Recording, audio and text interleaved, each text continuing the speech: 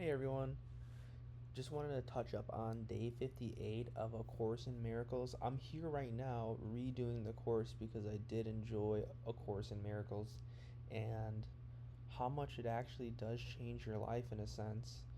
Um, and I want to talk about day 58, okay? Day 58 of A Course in Miracles. Now I reworked it just a little bit, but check it out, alright? So the ego is afraid of the soul's joy. Because once you truly experience that joy, the soul's joy, you will withdraw all protection from the ego and be completely without investment in fear, which the ego loves. Fear is the witness to separation, and the ego rejoices whenever you witness to it. Now, in the Course, it says, wow, in all caps. It says the ego's built a shabby and unsheltering home for you. Do not try to make this impoverished house stand. Its weakness is your strength. Of the ego, you can do nothing to save yourself or anyone else. But the soul, you can do everything for the salvation of both yourself and others. Now it says, humility is a lesson for the ego, not for the soul. The soul, on the other hand, is beyond humility because it knows its radiance and gladly shines its light everywhere. Now, there's a nice affirmation that got reworked here, and it goes, I promise to attend to myself, and you can trust me in that. I do not make promises lightly, because I know how deeply my brothers need trust. And then we go to 36, 38, 39, 40, these little points that we reworked, and it says, my holiness envelops everything I see. From my holiness comes the perception of the real world.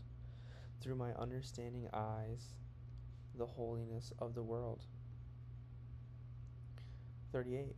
There's nothing my holiness cannot do. My holiness is unlimited in its power to heal and to save.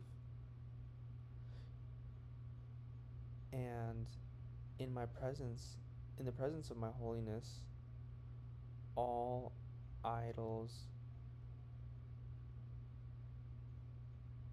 vanish, let's just say. My holiness is my salvation. Once I accept my holiness, nothing can make me afraid. This is God's gift to me and the world. And number 40, I am blessed as a son of God. I'm blessed as a son of God. All good things are mine because God intended them for me, and I am eternally blessed as his son. So this is just a little tidbit of day 58 of A Course in Miracles. I highly recommend to anyone who likes Jesus, who loves Jesus, who has a love for Jesus and God and other humans, and the spiritual awakening that's happening in the planet right now. People who are spiritual might really enjoy A Course in Miracles, because the biggest thing that people who are spiritual or recognize their spirituality and their common core in that sense is that people who are really spiritual are learning to work on their ego and learning to work on the separation. And through A Course in Miracles, it's actually done quite a number for me, and I'm actually visiting these teachings again today, and day 58 was a really eye-opening day for me as I read the text, and I can actually feel the energy that I had this morning, that I woke up with, kind of dissipate after using this as some of my form of meditation and prayer in the morning as a practice daily, right? And so if I could feel some energy get wiped away from me and kind of dissipate, which I'll consider the Holy Spirit doing that through me, with me, for me. Um, I know other people can experience that as well, and the whole world wants to experience that. The whole world wants to experience their pain and their energy to get transmuted into a spot where it's actually being transmuted, right? Into a place where there's peace, into a place where there is tranquility and a sense of calm. And so that's why I chose to rework this a little bit today. So there's a nice, cute little background, and caught a little hiccup down here. Uh, but hey, that's what happens when you use AI, right? Um, so yeah, I hope you guys enjoy day 58 of A Course in Miracles. There are free versions around, and there's an actual book. If you do choose to dive into the book, just note that the language is definitely a little bit weird.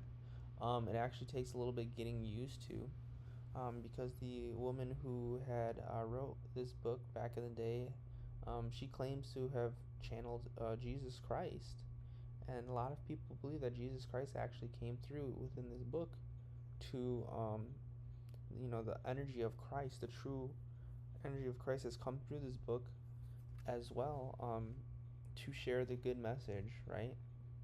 And I know a lot of people might think that's um, heresy or blasphemy, or um, and that's a I'm not gonna be entertaining those comments, because I know where my heart is with this, and I mean to share some good content and some loving content. So yeah, thank you guys for tuning in today, and I hope you guys feel the love of God through this simple post. All right, peace.